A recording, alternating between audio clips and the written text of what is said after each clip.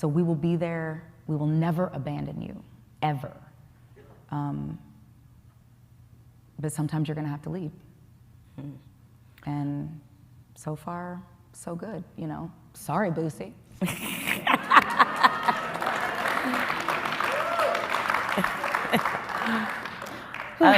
He's so preoccupied. Yeah, he is, very It's much so. almost like thou doth protest too much, little Booze. I'm gonna look. You got a lot of dick on your mind. I mean, it's Throw like that out there. It's like Zaya and Lil Nas X live in his head. For free, rent free. Like what? It's like, sir, something you want to just go ahead and tell us. This is a safe space. We can be your sanctuary. Perhaps that safe space was not provided for him, and I don't that's think he why had a safe He did space. not have one. We could definitely tell.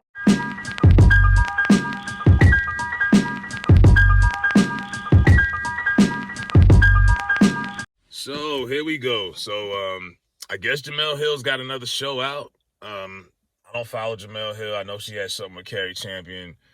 She's another woman similar to Gabrielle Union. Pushes a lot of modern propaganda. I'm not surprised. These two were meant for each other. They probably hang out in real life. Have a lot in common. They're both very dominant type of women that only date certain type of guys that they push around. You can just tell Gabby, for example, is definitely the HNIC in that household. And she's even expressed she's dominant in the bedroom. And that's why Boosie said what he said in his tweet. You know what I mean? Like, she has not only, she's put it out publicly what she's doing to Dwayne Wade in the bedroom. Like, that's how dominant she is.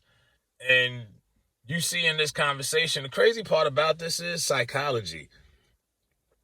Nobody else is saying anything about this in the industry. And Lil Boosie's perfect for this because even though he's popular because his past in music, he's really just known for social media now.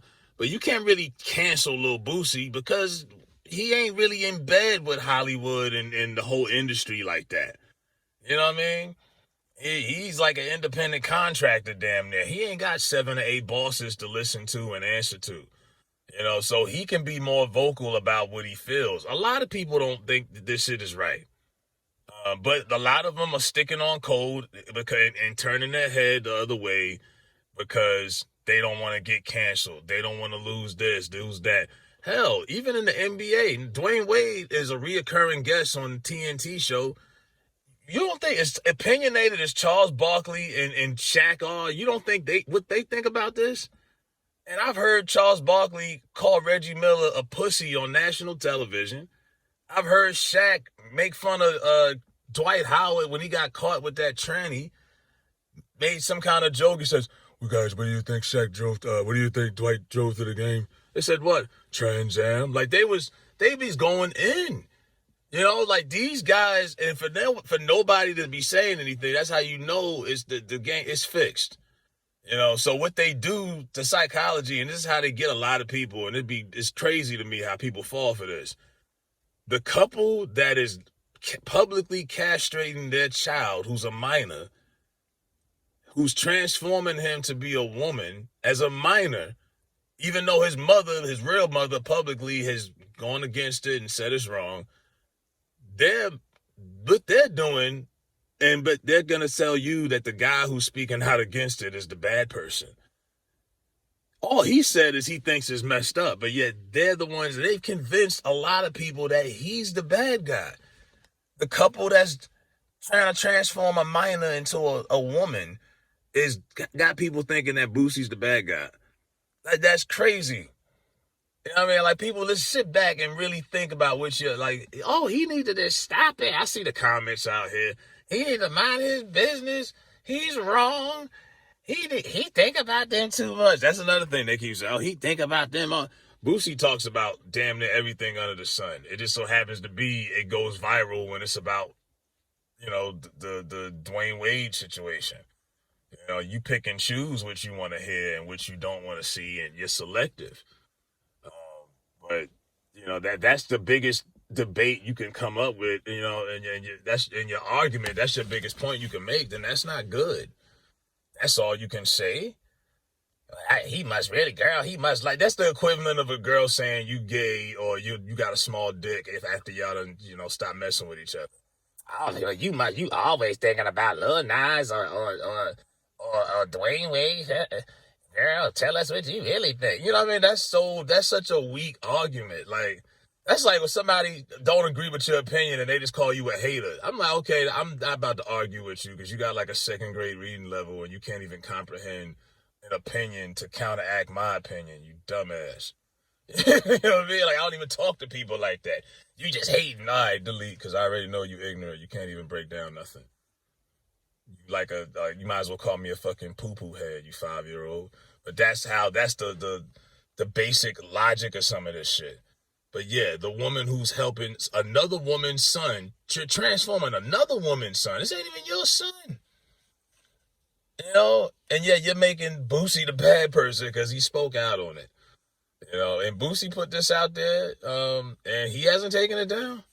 You know, and here's another thing I hate that we do a lot, and I've seen a lot of people bringing up money. Why do we always bring up money? And I just, even in rap debates, niggas will bring up Forbes list information in a rap debate at the barbershop. We're not talking about how much money Drake makes versus Pusha T or Future. Y'all always bring up fucking money. So he mentioned that they don't look at them as a power couple. Now, Dwayne Wade, automatically, he's a future Hall of Famer, 3-time champ. Okay. Gabrielle Union, I don't know. Power couple to me has always been when you got 2 A-list stars. She's not an A-list actress. I never looked at her like that. You know what I mean? She's in that circle with, I think Taraji P. Henson is a way bigger star than Gabrielle Union. There's like a lot of them that's bigger than her. Power couple wise. We already know who's the main, cash cow in that situation. But anyway, he ended it and called her a little white girl. I seen some girls was upset about that. Look, it's not about her proper English. It's about her mannerisms. It's about her attitude. She's always played that bitchy girl in almost everything she plays. She always, to me, was like a knockoff, like Dion and Clueless, like Stacey Dash, like that privileged black girl who grew up around, in a white neighborhood, and she just adapts to her environment and acts like everybody else around her. She just, everything she's ever played, Bring It On, Daddy's Little Girls, Mr. D's, anything. She always plays that bitchy girl, and that's just always been how she is. Somebody had called her out on that. What was it, Angela Stanton? Somebody called her out on that a couple weeks ago about her acting like a little white girl. You know what I mean? Like, there's nothing really relatable to the average black woman to Gabrielle Union. Past her looks, like I say, hell, Deliver Us from Eva. They made a whole movie about how evil she was. And I don't think that was acting. She plays that role in almost everything she does. She plays that role. She has been she's been typecasted for a reason. But yeah, this is not gonna die. Boosie can't be canceled, and they're gonna continue because they're not gonna stop castrating that little boy, unfortunately. And like I say, when that growth spurt comes and that boy grows to be like 6'5", like his pops. He's got a size 15 shoe.